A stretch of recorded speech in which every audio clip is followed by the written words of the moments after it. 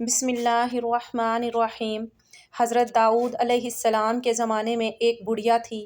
اس نے ایک مرتبہ 3 روٹیاں راہ خدا میں دیں اور پھر آٹا گوندنے بیٹھی۔ اچانک ہوا آئی اور اس کا سارا آٹا اٹھا کر لے گئی۔ بڑھیا حضرت داؤد علیہ السلام کے پاس فریاد لے کر پہنچی اور ہوا کی شکایت کی۔ حضرت داؤد علیہ السلام نے ہوا کو بلایا اور پوچھا، تم نے اس کا آٹا کیوں اٹھایا؟ ہوا نے عرض کی، ہوا کے فرشتے سے پوچھئے۔ داؤد علیہ السلام نے اسے بلایا اور اس سے پوچھا تو اس نے عرض کیا، خدا سے پوچھئے۔ جب اللہ سے پوچھا تو اللہ نے فرمایا، اے داؤد، سمندر میں کشتی پر بڑے بڑے تاجر جا رہے تھے کہ ان کی کشتی میں ایک چوہے نے سوراخ کر دیا اور کشتی کو ڈوبنے کا خطرہ پیدا ہو گیا۔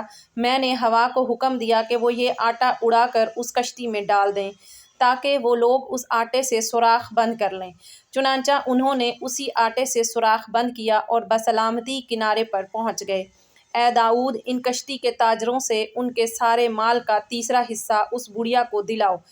چنانچہ داؤد علیہ السلام نے ایسا ہی کیا اور 300,000 دینار کا مال بڑھیا کو ملا۔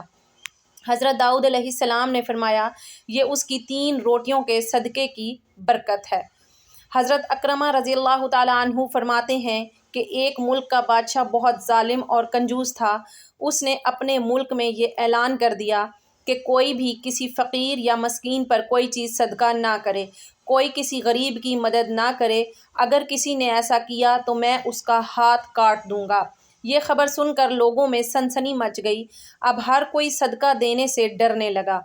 ایک دن ایک فقیر مجبور ہو کر ایک عورت کے پاس آئے اور کہا، اللہ کی خاطر مجھے کچھ کھانے کے لیے دو۔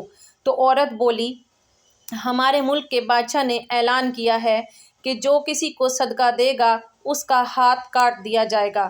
فقیر نے کہا، تم مجھے اللہ عز و جل کی رضا کی خاطر کوئی کھانے کی چیز دے دو۔ عورت کو اس فقیر پر بہت ترس آیا اور اس نے بادشاہ کی ناراضگی اور سزا کی پرواہ کیے بغیر اللہ کی رضا کے لیے اس فقیر کو 2 روٹیاں دے دیں۔ فقیر دعائیں دیتا ہوا وہاں سے چلا گیا۔ جب بادشاہ کو یہ پتہ چلا کہ فلاں عورت نے 2 روٹیاں صدقہ کی ہیں تو وہ بادشاہ بہت سخت ناراض ہوا اور پھر اس نے اس عورت کے ہاتھ کٹوا دیے اور اسے شہر سے بھی نکال دیا۔ اس عورت کا ایک شیر خوار بچہ بھی تھا جس سے اس نے اپنے کندھوں پر سوار کر لیا اور لے کر شہر سے باہر چلی گئی۔ راستے میں اسے بہت سخت پیاس لگی، پاس ہی دریا تھا۔ اس نے سوچا پانی پی لینا چاہیے۔ یہ سوچ کر وہ دریا کے پاس گئی اور جھک کر اس میں سے پانی پینے لگی۔ جوں ہی وہ عورت پانی کی طرف جھکی، اس کے کندھوں پر سوار اس کا دودھ پیتا بچہ پانی میں گر گیا اور دریا نے اسے بھی اپنے ساتھ بہانا شروع کر دیا۔ یہ دیکھ کر عورت نے پریشانی کے عالم میں چیخنا اور چلانا شروع کر دیا۔